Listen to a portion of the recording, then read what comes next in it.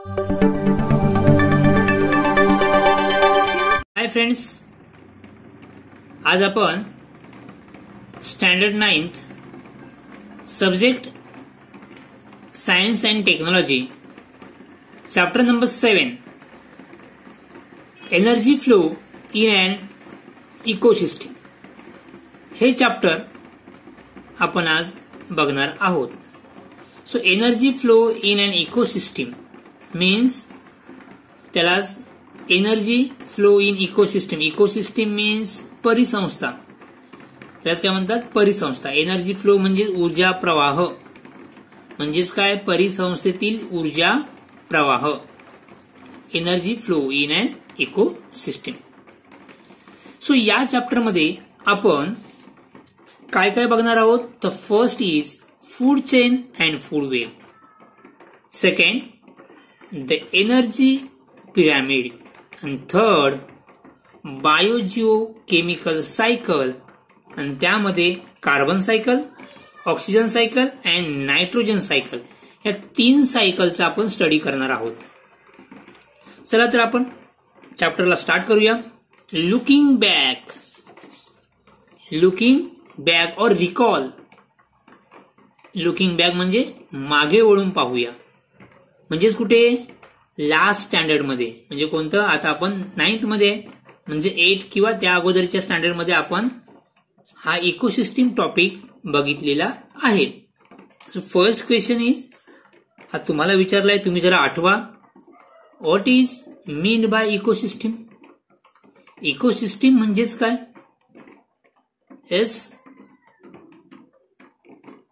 आठवा जरा. Ecosystem means, okay, ecosystem means the definition of ecosystem is the biotic and abiotic factors. The biotic and abiotic factors and their mutual interaction form an ecosystem. हे biotic म्हणजे abiotic. Biotic and abiotic factor म्हणजे जैविक आणि अजैविक घटक. जैविक आणि अजैविक घटक यांच्या आंतरक्रियेतून काय तयार होते? Ecosystem. So second question is, which are the different types of ecosystem? इकोसिस्टीमचे प्रकार कोणते आहेत? The types of ecosystem. There are mainly 2 types of ecosystem.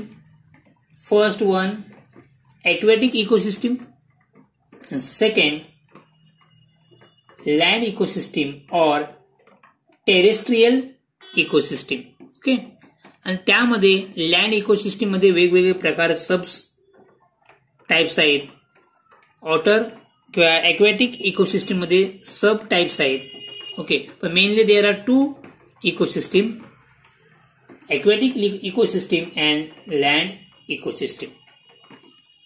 So question third is, how do interaction take place between biotic and abiotic factors of an ecosystem? How do interaction take place between biotic and abiotic factors of an ecosystem? म्हणजेच ecosystem मधल्या जैविक आणि अजैविक फॅक्टरची आंतरक्रिया कशा पद्धतीने पार पडतात? या दोघांमध्ये, बायोटिक आणि अबायोटिक मध्ये जे इंटरॅक्शन कशा प्रकारे पाडलं जातं? तर आपण बघितले की answer is, every living organism required specific abiotic factor for its survival. Living ऑर्गॅनिझमला जगण्यासाठी कशाची गरज असते? अबायोटिक फॅक्टरची गरज असतेच. The types of soil, light, temperature, humidity, etc. are some of the abiotic factors that affect the biotic factors. म्हणजे या प्रकारे आपल्याला याचा आन्सर आपल्याला लिहिता येईल. So first topic in chapter 7, the energy flow of an ecosystem. Energy flow in ecosystem म्हणजेच काय? इकोसिस्टीम मधला ऊर्जा प्रवाह. Energy flow in ecosystem. we have already learned the classification of living organism according to the mode of nutrition into producer, consumer, saprotopes, that is saprophytes, decomposer. हे आपण last इयरला पाहिलंय. काय काय पाहिलंय बघा इथे. We have learn the classification of living organism. Classification of living organism according to the mode of nutrition. Mode of nutrition म्हणजे पोषण पद्धतीनुसार. मोड ऑफ न्यूट्रिशन म्हणजे पोषण पद्धतीनुसार आपण काय केलंय, या लिव्हिंग ऑर्गॅनिझमचे क्लासिफिकेशन आपण शिकलेलो आहोत. सो त्यामध्ये प्रोड्युसर म्हणजे उत्पादक, दॅट इज स्वयंपोषी.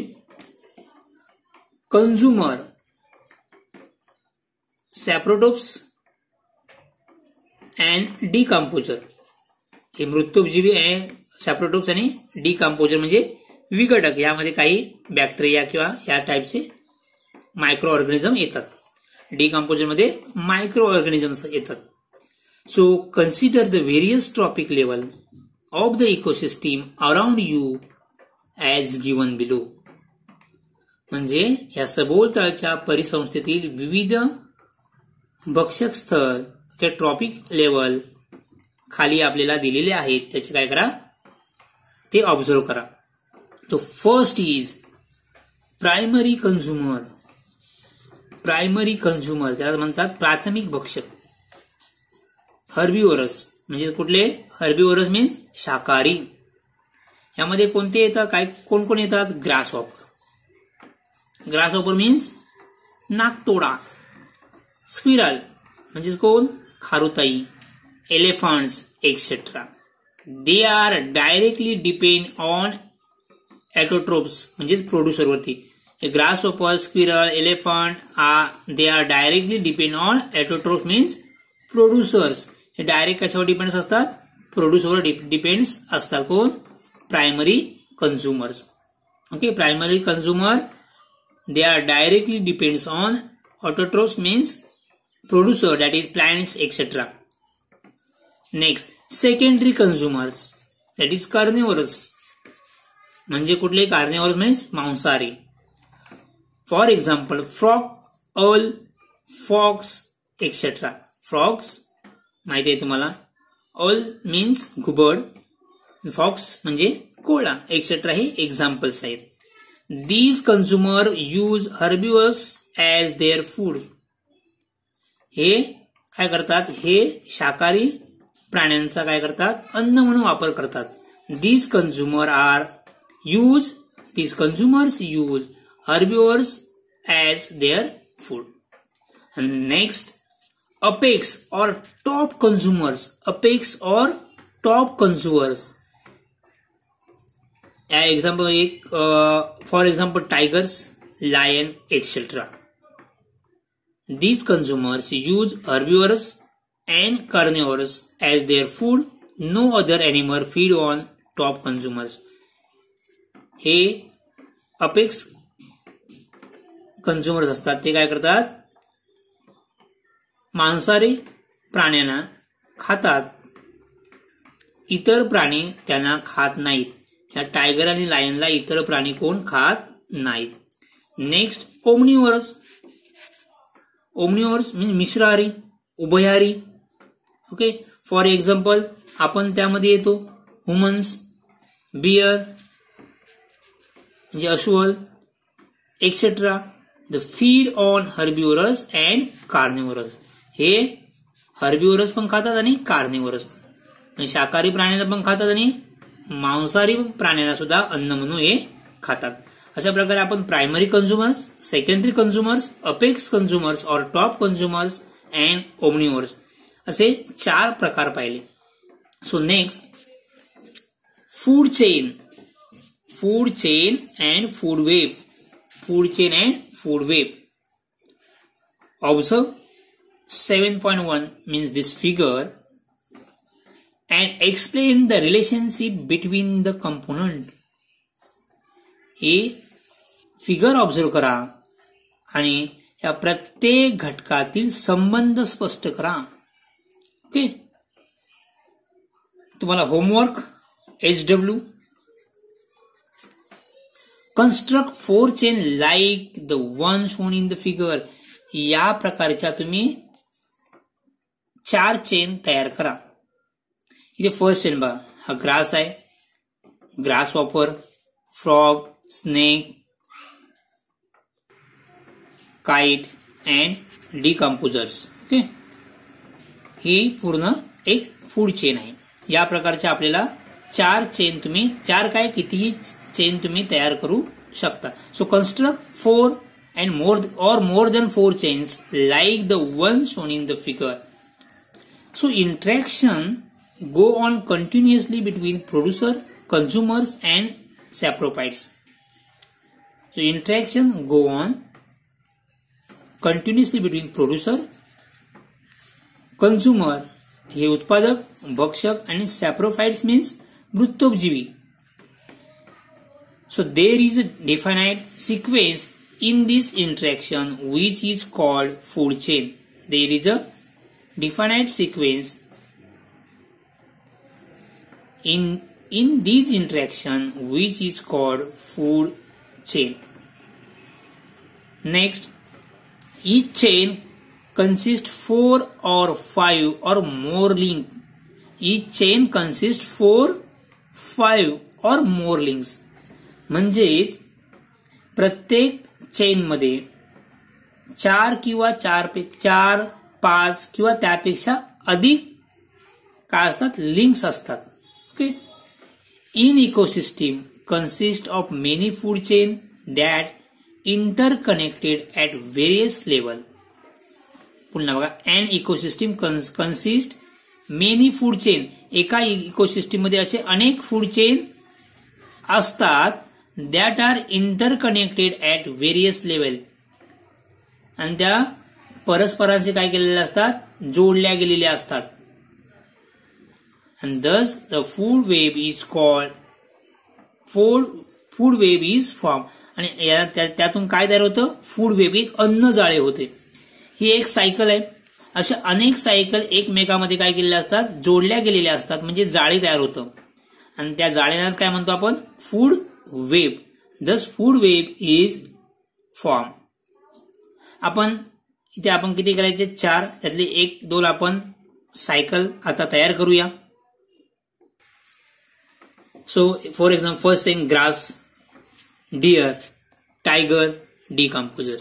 इथे तुम्ही चेंज करू शकता, रॅबिट घ्या, फॉक्स, डिकम्पोजर किंवा आणखी वेगवेगळ्या तुम्ही सायकल, किंवा तुम्ही सायकलमध्ये असं लिहू शकता, grass, deer, tiger and decomposers. आणखी घ्या grains, rat, grain, rat, snake. स्नेकला कोण खातो, स्नेकच्या पुढे वरती काय येईल, kite, the decomposers. Next grass, goat, tiger. So या प्रकारचे तुम्हाला, किंवा आणखी एक्वॅटिक मध्ये घेतले तर plants, aquatic plants, small fish, big fish, birds, यासारखे तुम्हाला सायकल तुम्ही तयार करू शकता. यापेक्षा वेगळे एक्झाम्पल घेऊन सुद्धा तुम्ही सायकल तयार चेन तयार करू शकता. चेन तुम्ही फॉर्म्स करू शकता. Got it?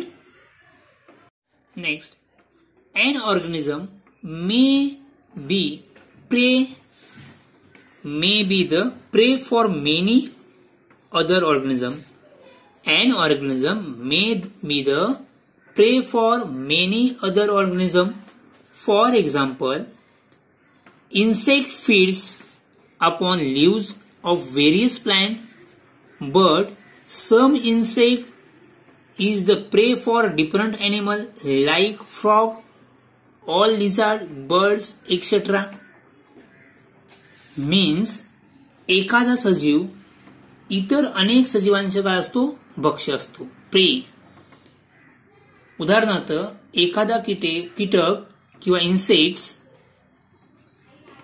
एखादा इन्सेक्ट अनेक प्रकारच्या वनस्पतींची काय करतो, पाने खातो. म्हणजेच काय, feeds feeds leaves of various plants, म्हणजे अनेक प्रकारचे काय करतो, वनस्पतींचे पाणी खातो. मात्र तोच कीटक बेडूक, फ्रॉग, ऑल लिझार्ड, बर्ड्स यांचे काय होतो, भक्ष्य होतो. म्हणजेच काय, त्याच इन्सेक्टला फ्रॉग, ऑल लिझार्ड आणि बर्ड्स किंवा यापेक्षा वेगळे प्राणी त्यांना त्या इन्सेक्टला खातात. So if this is to been shown in figure, it will form in intricate web inside a linear food chain. Linear म्हणजे हे linear food chain.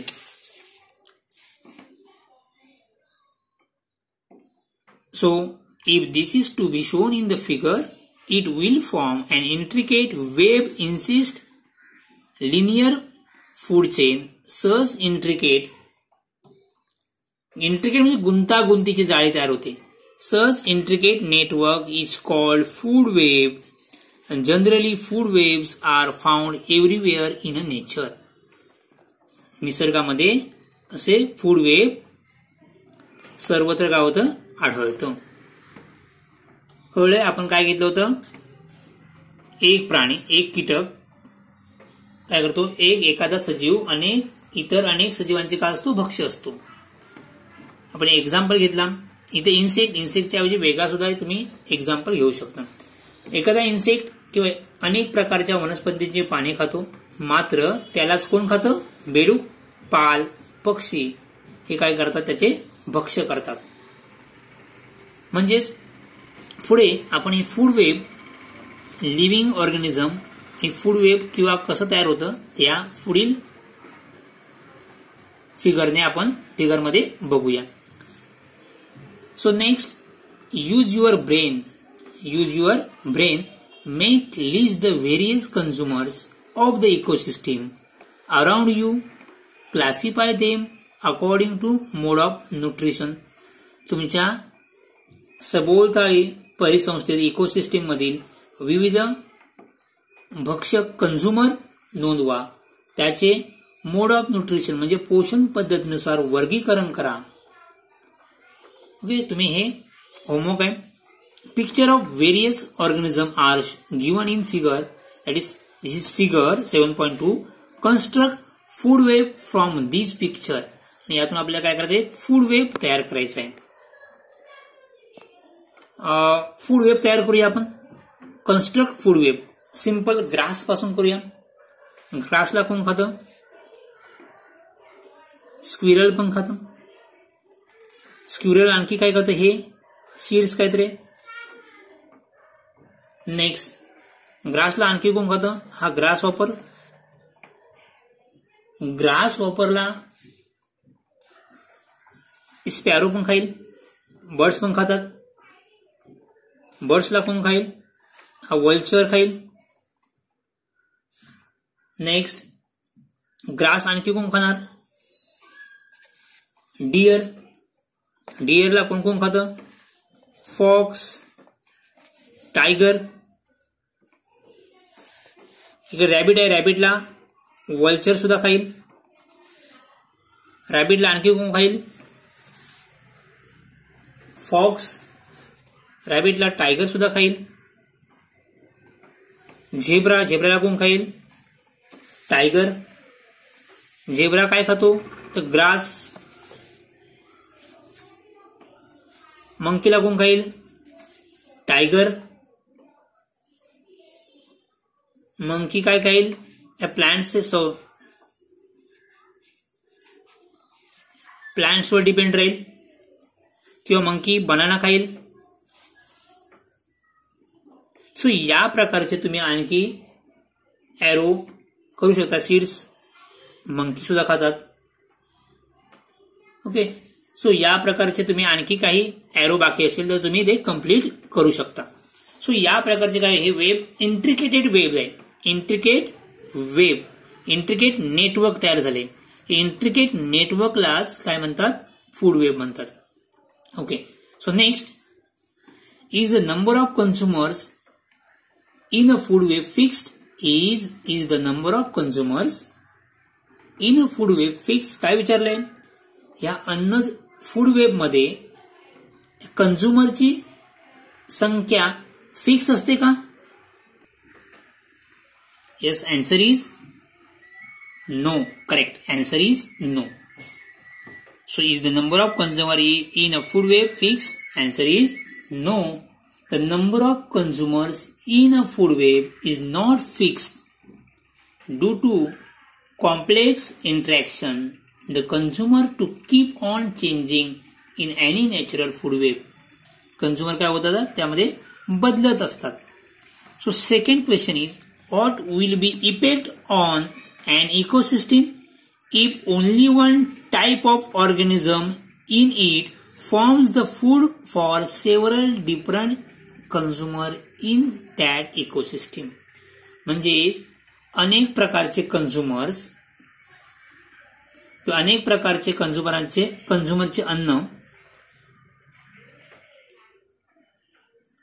what will effect on the ecosystem if the only one type of organism in the form of food for several different consumers in that ecosystem? म्हणजेच अनेक भक्षकांचे अन्न एकाच प्रकारचे सजीव असतील तर त्याचा परिसंस्थेवर म्हणजे इकोसिस्टीमवर काय परिणाम होईल? समजा सर्वांचे अन्न एकच असेल तर त्याचा परिणाम इकोसिस्टीमवर काय होईल?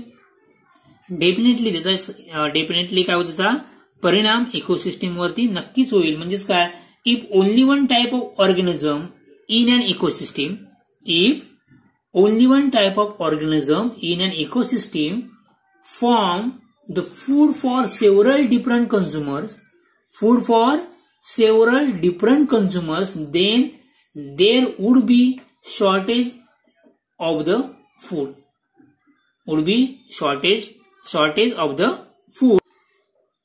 And if the food required for many consumers is finished, then the number of consumers will also fall down due to starvation. म्हणजे ज्याच्यावरती ते डिपेंड्स आहेत ते अन्नच संपलं तर ते काय होतील, त्यांची संख्या काय होईल, कमी होतील. आणि all these result in imbalance of ecosystem. As a result काय होईल, इकोसिस्टीम काय होईल, इनबॅलन्स होईल. Okay. So next, third, what is balance or equilibrium necessary in a food web? त्या फूड वेब मध्ये संतुलन असणे का महत्वाचं आहे? फूड वेब मध्ये संतुलन असणे का महत्वाचं आहे, याचा आन्सर तुम्ही फाइंड आउट करा. सो नेक्स्ट लेक्चरमध्ये, नेक्स्ट व्हिडिओमध्ये आपण एनर्जी पिरॅमिड हा टॉपिक बघूया. थँक्यू.